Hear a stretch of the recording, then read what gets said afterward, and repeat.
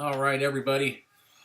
Um, I'm sure you've all by now heard of the Form 1 3D printer from Formlabs.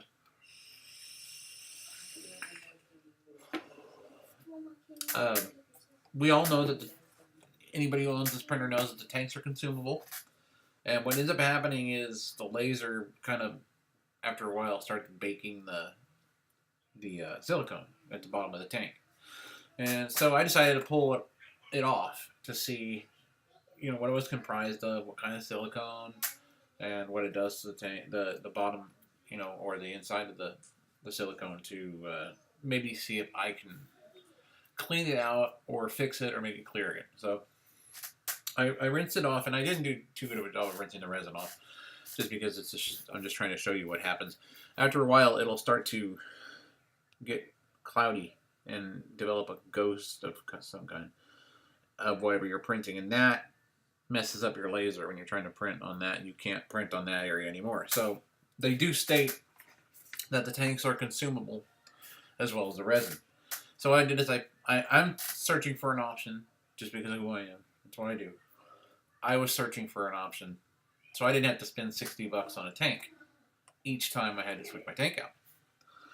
And I found obviously that you can remove the silicone, and I kind of weighed it to see how many milligrams or how many grams it is, and that way I'd know, what I'd have to work with. So there's that, and I pulled it out, and as you can see, the glass is nice and clean and clear.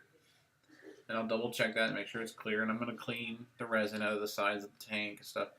Make sure that's clean. I've realized that if you want to get these things clean, if they're dirty and you've touched them or whatever, and you want to get that resin out of there, use soap and water first, right? And then go back over and put jet dry all over it and wipe it down, and then rinse it off with hot water, and then dry it off with some tissue paper or something like that to get the water off. The jet dry makes it just that clean, that clear. Just like that. I mean, you can't even, it's not dirty at all. And I've used this tank several times. This doesn't have any of the silicone in it. I pulled this out of here.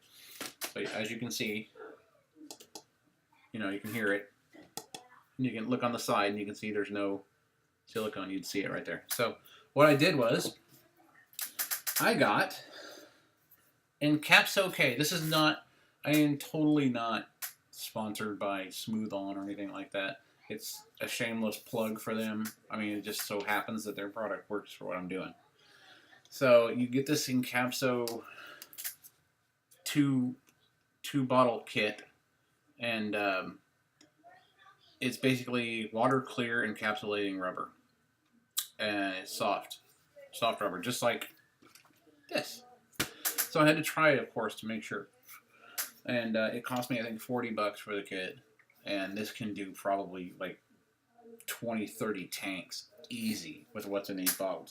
Because I mixed too much and filled up a 12-ounce cup with what was left after pouring one tank. So what I did is I did one tank. Now keep in mind, this is an older tank. I was going to just throw it out.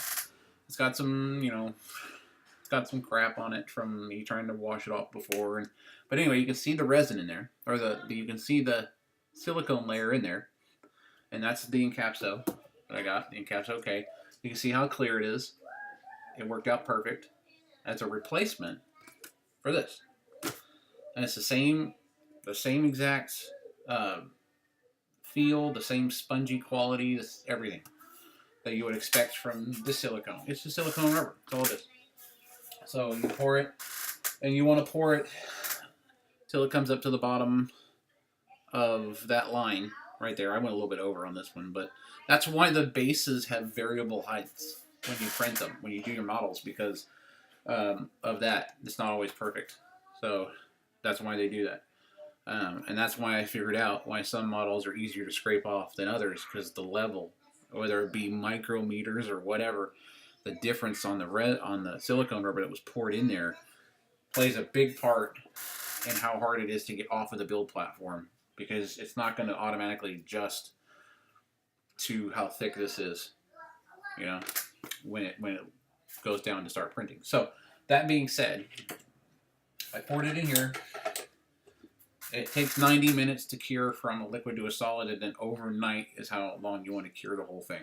But again, this is called Encapso K.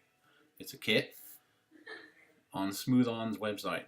Okay, I am not plugging them. I am plugging them. They're not sponsoring me or anything like that.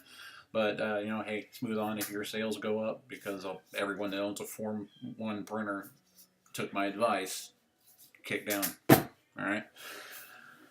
So what I'm going to do is I'm going to go ahead and I'm going to do this next one. This is an empty one.